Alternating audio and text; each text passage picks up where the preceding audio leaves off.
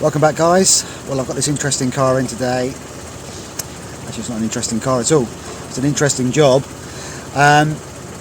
It sounds like it's running on 2 cylinders. Yep, 2 cylinders. I'm just going to show you the inside and see if you can guess what car it is.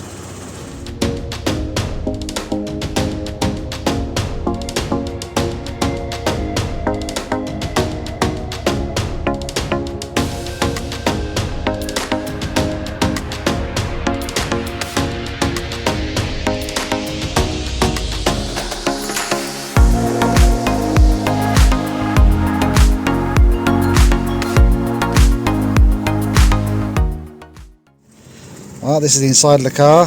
Seems a lot of square features in there. Square centre of the steering wheel, square clocks, square button controls, square dial controls. Square seems to be the theme in here. Do you know what it is? Well, I'll show you soon. So this is the little gem we've got in, a Fiat Panda. But you're like, what? You've dragged me over to your channel for a Fiat Panda? Stick with me, it's going to get more interesting. So we're going to have a look under the bonnet and I'll show you what issues and symptoms we have. Okay, let's get under the bonnet.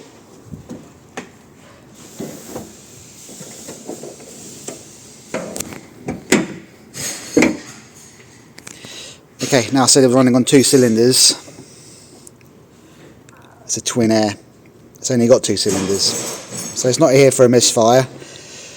Yeah, they made an engine with 2 cylinders. Why, I have no idea. They've gone from 4 cylinders, 3 cylinders, 2 cylinders. Cars will soon be 1 cylinder, and now we've got electric cars with no cylinders. Anyway, so this isn't in for an engine issue, it's in for a transmission issue. You may have seen inside there when I was showing you all the square stuff.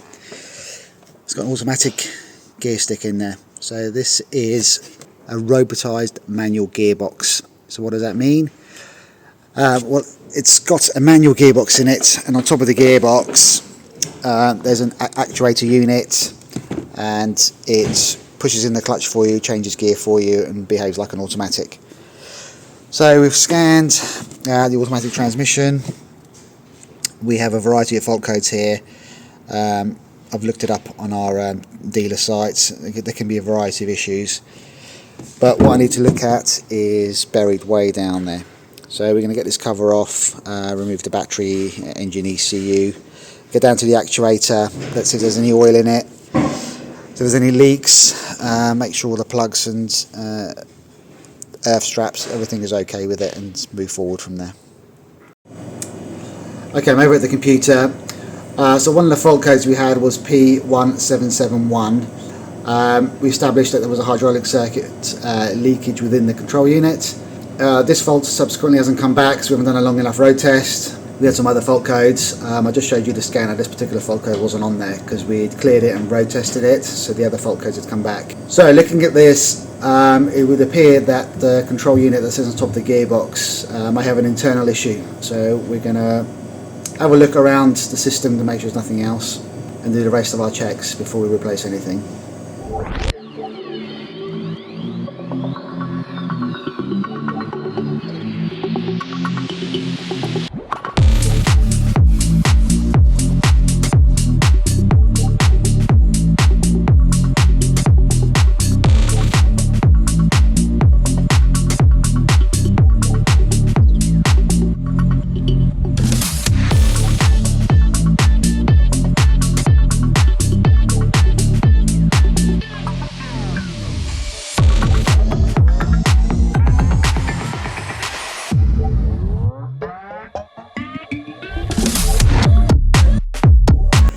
So we've gained access to our actuator unit here. It comes right down to the front here. There's a sphere on there, high pressure sphere, and a reservoir underneath here. This coolant hose is in the way, so we have to drain the coolant to get to it, and the actuator unit goes right up towards the bulkhead. Next thing, we'll drain the coolant out, move this hose, and then we'll take the wiring loom off and get this cover off.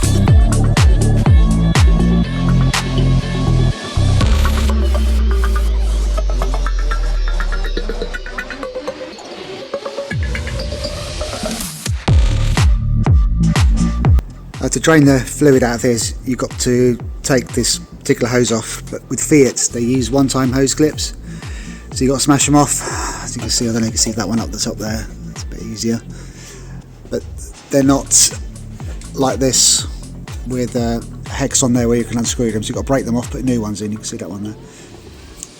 So what I'm going to do is, there's another hose here, it's got a little cap in there. I'm going to pull the clip out, pull the little bung out and see if I can drain it out of there. Just enough so I can remove that top hose which is up there. I'm going to remove this heat shield as well, which protects the reservoir from the heat of the exhaust, and there's an actuator behind there as well. Before I attempt to drain any coolant out, I'm just going to make sure there's no pressure in the cooling system. So I'm going to release the cap. If there's any pressure, it will release, otherwise when you try and drain it, it will just come out under pressure and saturate you, the floor, your face, hair, everything. You'll have a shower under there before you've even got out of the way. So pressure's released. Always screw the cap back on, so when I pull that bung out, some water will come out and then it'll create a depression and hold itself, and then I can bring the ramp back down, put a tub underneath it, and then release the cap. Once the cap's released, we can release all the water.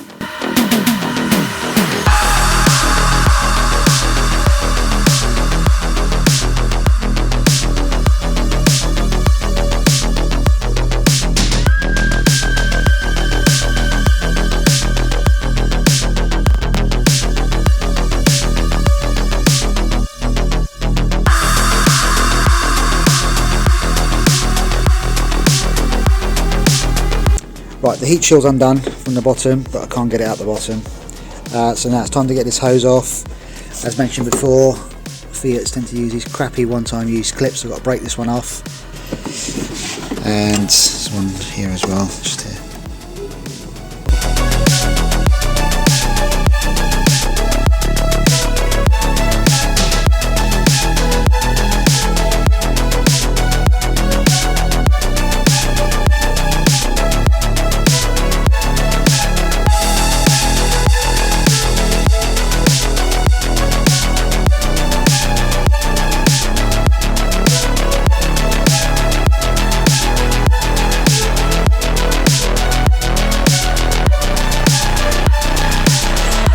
Actually, we've got the spare part for it here. Let's have a look.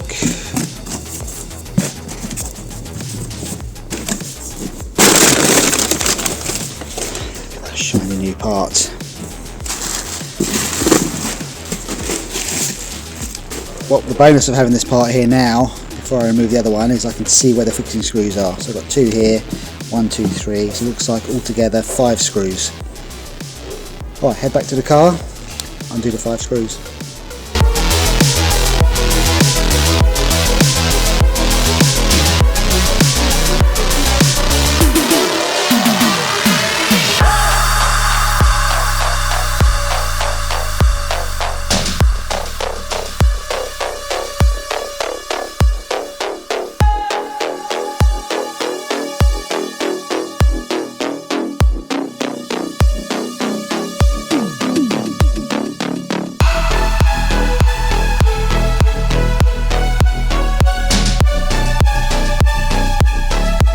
Okay, actuator out. So this is the oil reservoir. I mean, you can see the colour of the oil in there. And this is the new one. See the colour difference? So that oil's done quite a bit of work. Now the complaint about this was loss of fluid pressure. Now we've got an accumulator here. Whilst this was still on the vehicle, I actually put the spanner on that and unscrewed it. There was absolutely no pressure in there. So either the accumulator's faulty, or one of these solenoid valves isn't holding pressure and it's just feeding back into itself. I didn't actually have to undo the wiring loom because it's already on this one. I don't know, I didn't notice that.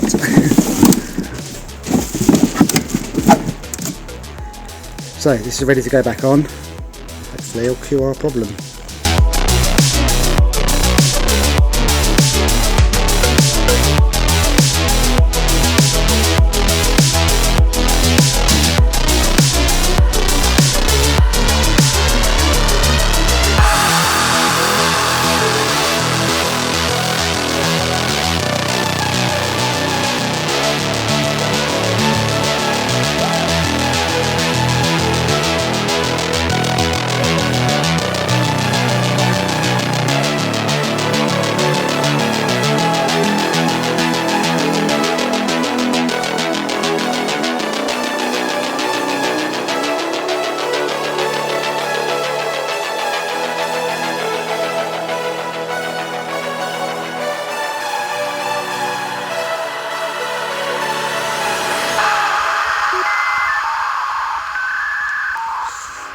back in the car.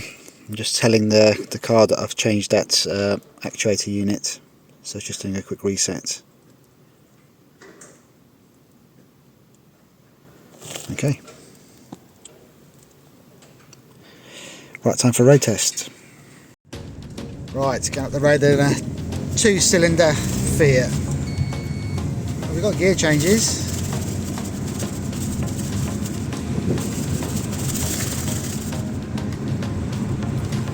Right, to stop recording now and go for a proper road test.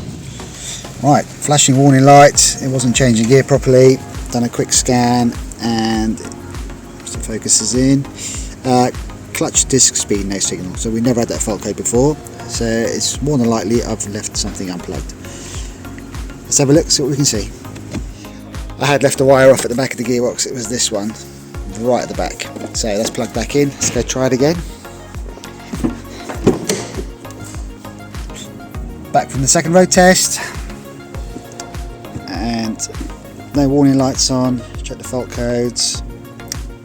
No fault codes, all fixed. Ta-da! Yay! Okay, square featured car, can go back to the customer. Well guys, I hope you enjoyed this video on this 2-cylinder Fiat Panda semi-automatic gearbox with some crazy actuation unit going on top of that gearbox. Something different again, as always. I try and do videos on things you're not going to generally see. I hope you enjoy them. If you do, please hit the like button, the subscribe button, and share it if you think your friends might like these videos. And we'll see you next time. Take care, guys.